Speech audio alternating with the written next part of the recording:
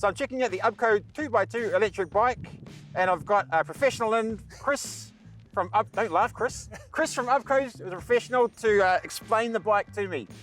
Key features. Yeah, perfect. So we'll start at the very bottom. We've got a hub motor in each wheel, so the opposite to a motorbike. So we've got a 1 kilowatt motor in both, if you think of sort of like a four-wheel drive motorbike. Then we go up, we've got obviously our brakes, which are Chicho brakes. We also operate a regenerative braking, similar to an electric car. Then we come up to the battery. So we have two types of batteries. We've got a 3.1 kilowatt and a 2.1 kilowatt, which gives us our types of ranges. We've got an alloy frame, and then we come up to the top of the bike. We've got electric throttle, indicators on left and right, and your lights. Pretty standard. If you're traveling, do you take the battery out, or does it stay in there? You can take the battery out. The battery's around 26 kilos. It just pops out on the right-hand side. There's a little plug here, and that makes it a bit easier to be able to put it on a bike rack. Otherwise, it can just go on the back of a truck with just the alloy frame. And how heavy is the bike? The whole bike is 78 kilos, so if you take the battery out, you get to about 46, depending on the size of your battery. Yeah. And how long will the battery last? Battery range? Yeah, range. So the 3.1 kilowatt max range, going 30 k's an hour on a good track, about 120 kilometres. Off-road, depending on your weight, you can get around 80. So it really depends on sort of the terrain you're using. Yeah, because we're up and down hills today, so it'd probably be looking at around the 80. Yeah, I mean, because we're going down hills as well with the regenerative braking, we'll get point. some of that battery back and a bit of care on our brakes. Yep.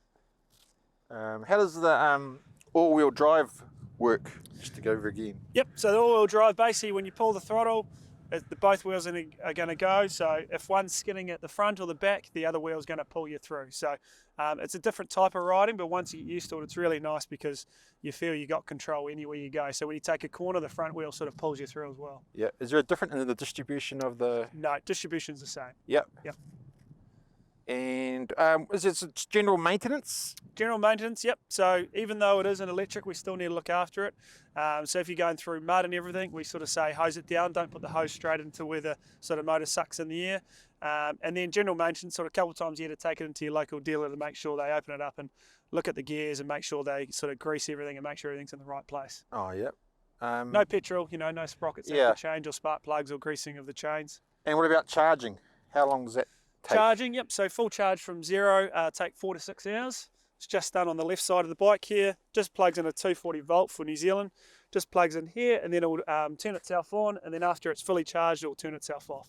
Can you do like a fast charge? You can't do a fast charge because we've got a 10 amp fast charger, so that's as fast as it can get. Yep. Oh, suspension? Suspension, yep. So we've got front and back. And it's, what we're using this for is, not too heavy. It's not going over jumps or anything. So you can turn the shocks sort of soft or medium, and then the front are just the normal front 4 boots.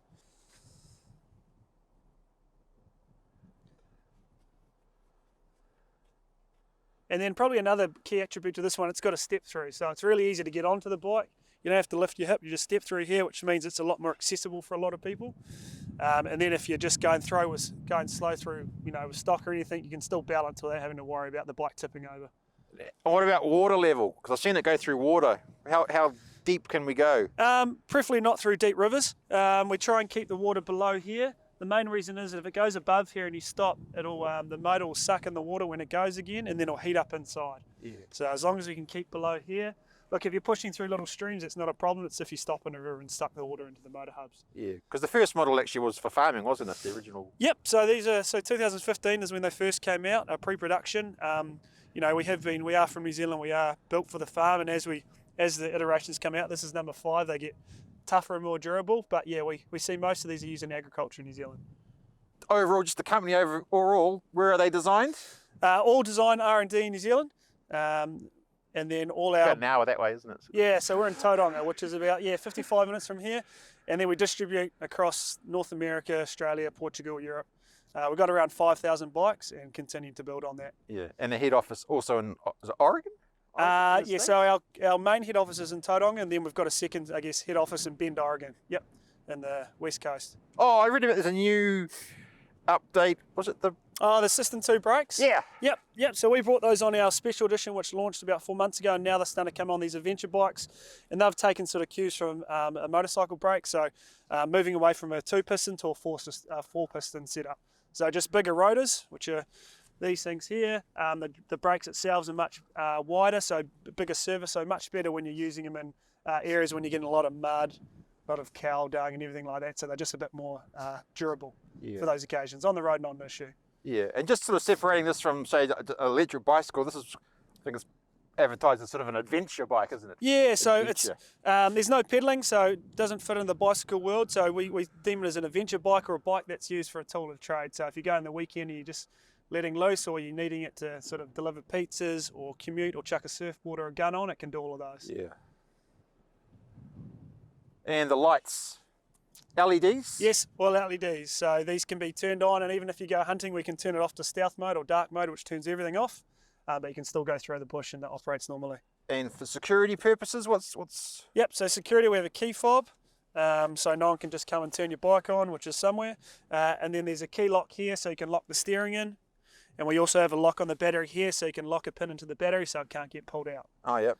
So that would just lock like that, so you'd have to whirl it around the circles. Yep.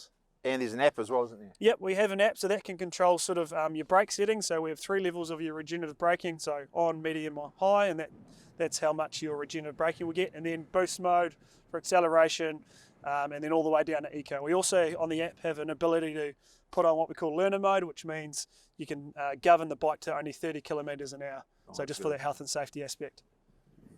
It's good. And payload? Payload. Oh, yep. So the whole thing, 150 kilos all up, including the rider. So say myself, I'm 78 kilos, so I can still get 40 on the back and another 30 on the front, and have plenty. So we always try and get some weight up the front as well, just to keep that traction going on your wheels. And model variations? So we have a black adventure, a white adventure. We also have a work bike, which is very similar to this, apart from it doesn't have a display, so it's not road registerable. And then we have what we call a special edition, which is exactly like this, but it has the new brakes, and it's a different colour format, and it comes with a couple of different bags. Oh yeah, so you can get some accessories as well. Yeah, so you can get anything from a gun rack to a surfboard rack, rear cargo tray, front cargo tray. Basically, we've got 19 of these lug points around the bike. As you can see, they're everywhere. Oh, yeah. So you can sort of bolt anything on, not just the accessories, but a lot of people we find are putting their own on to, if they want to put a chainsaw on or a scrubber or anything like that, they can just attach them all to here. Yep. And how fast can I ride this thing? On our trip today, I think we can only go about 25. I think I got to 5. Yeah. But no, these go 50 kilometres an hour.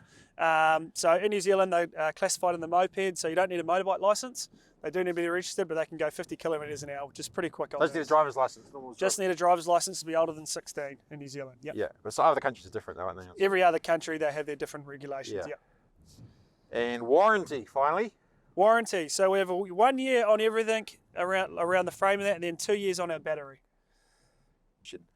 Oh, price. Walk away. If I want to take the away today, what's that going to set me back? So this one in particular is 7599. It's got the 3.1 battery, but we have our work bike starting at 6599 with the 2.1. So we start from 6599 to 899 with our special edition. New Zealand dollars. All New Zealand dollars, all including GST. So the ideal person for this would be? The ideal person, it really depends on what you're using. I use mine for going to work as well as going surfing. Yeah. And then we've got people who use it for their everyday farming, so if they're just using it on their farm as their normal 2-wheel motorbike. Domino's use them to deliver pizzas.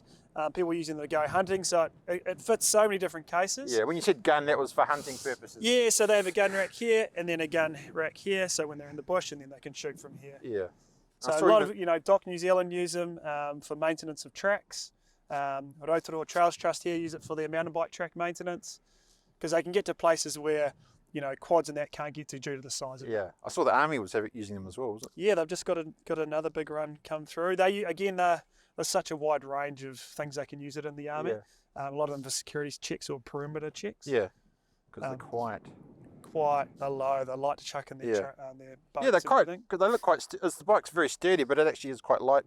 Yeah, aluminium frame. Yeah. So no rusting or anything in terms of that on this particular thing. So even if you scratch it, it doesn't make any impairment to the frame. Thank you very much, Chris. Oh, no worries. It's great to be able to ride.